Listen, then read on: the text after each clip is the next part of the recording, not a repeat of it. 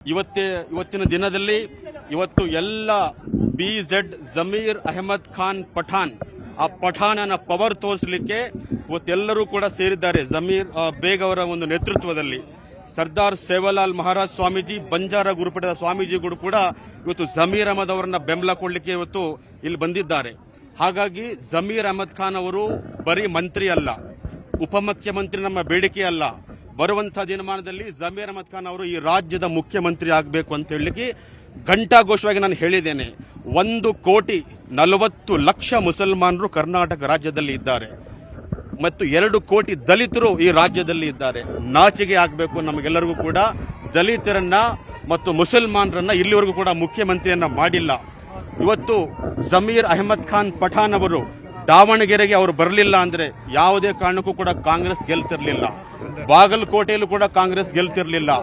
ಕೇರಳದಲ್ಲಿ 99 ಸೀಟ್ಗಳು ಇವತ್ತು UDFಗೆ ಬರಬೇಕಂದ್ರೆ ಅದು ಜಮೀರ್ ಅಹಮದ್ ಅವರ ಆಶೀರ್ವಾದ ಅಂತ ಹೇಳಲಿಕ್ಕೆ ಬಯಸ್ತಾ ಇದ್ದೀನಿ. ಅಂತಹ ಅಪ್ಪಟ ನಾಯಕ ನಾನಿವತ್ತು ಬಂದಿರೋದು. ಜಮೀರ್ ಮುಸಲ್ಮಾನರ ನಾಯಕ ಅಂತ ನಾನು ಬಂದಿಲ್ಲ, ಹಿಂದುಳಿದ ಅಲ್ಪಸಂಖ್ಯಾತರ ದಲಿತರ ನಾಯಕ ಮತ್ತು ಬಸವಣ್ಣನವರ ತತ್ವವನ್ನು ಒಪ್ಪಿಕೊಳ್ತಕ್ಕಂಥ ಜಮೀರ್ ಅಹಮದ್ ಖಾನ್ ಅಂತೇಳಿ ಇವತ್ತು ನಾನು ಬಂದಿದ್ದೇನೆ. ಹಾಗಾಗಿ ದಯವಿಟ್ಟು ಮುಂದಿನ ಏನು 19ಕ್ಕೆ ಮಾಡ್ತಿರೋ, 20, 22, 23ಕ್ಕೆ ಮಾಡ್ತಿರೋ ಜಮೀರ್ ಅಹಮದ್ ಅವರನ್ನ ಈ ಕೂಡಲೇ ಈ ರಾಜ್ಯದ ಉಪಮುಖ್ಯಮಂತ್ರಿಯನ್ನಾಗಿ ಮಾಡಬೇಕು. ಕ್ಯಾಬಿನೆಟ್ನಲ್ಲಿ ಅವರನ್ನ ತಗೊಳ್ಳೇಬೇಕು. ತಗೊಳ್ಳದೇ ಇದ್ರೆ 2028ರಲ್ಲಿ ಯಾವುದೇ ಕಾರಣಕ್ಕೂ ಕೂಡ ಕಾಂಗ್ರೆಸ್ಗೆ ಬಹಳ ದೊಡ್ಡ ಪೆಟ್ಟು ಬೀಳುತ್ತೆ ಅಂತ ಹೇಳ್ತೇನೆ.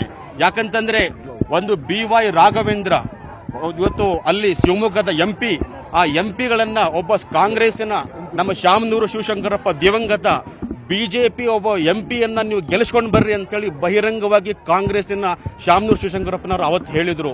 ಅದು ಪಕ್ಷ ವಿರೋಧಿ ಚಟುವಟಿಕೆಗಳಲ್ವಾ? ಈ ರೀತಿ ಅಬ್ದುಲ್ ಅಹಮದ್ ಸರಡಗಿ ಅವರನ್ನು ಕೂಡ ಸೋಲಿಸುವಂತ ಕೆಲಸವನ್ನ ಮಾಡಿದರು. ಮುಸಲ್ಮಾನರನ್ನ ತುಳಿಯುವಂತ ಕೆಲಸ ಈ ರಾಜ್ಯದಲ್ಲಿ ಆಗ್ತಾ ಇದೆ.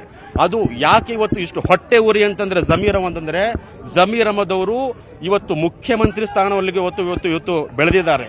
ಆಮೇಲೆ ಇವತ್ತು ಕನ್ಯಾಕುಮಾರಿ ಹಿಡ್ಕೊಂಡು ಕಾಶ್ಮೀರವರೆಗೆ ಇವತ್ತು ಜಮೀರ್ ಅಹಮದ್ ಅವರ ಅವಶ್ಯಕತೆ ಇದೆ. ಅವರು ಅಷ್ಟು ದೊಡ್ಡದಾಗಿ. ಆಮೇಲೆ ಮುಸಲ್ಮಾನರು ನಬಿ ಕಾ ಗುಲಾಮ್ ಹೈ ಮುಸಲ್ಮಾನ್, ನಬಿ ಕಾ ಗುಲಾಮ್ ಹೈ ಮುಸಲ್ಮಾನ್, ಕೋಯಿ ಪಾರ್ಟಿ ಕಾ ಗುಲಾಮ್ नहीं है मुसलमान.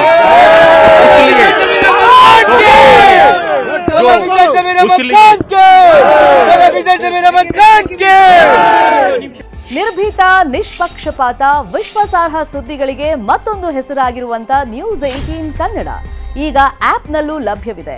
ದಯವಿಟ್ಟು ಇಲ್ಲಿರುವಂತ QR ಕೋಡ್ ಸ್ಕ್ಯಾನ್ ಮಾಡಿಕೊಂಡು ಆಪ್ ಡೌನ್ಲೋಡ್ ಮಾಡೋದಕ್ಕೆ ಮರಿಬೇಡಿ. ನಿಮ್ಮ ಬೆಂಬಲ ಹೀಗೆ ಸದಾ ನಮ್ಮೊಂದಿಗಿರಲಿ. ಧನ್ಯವಾದ.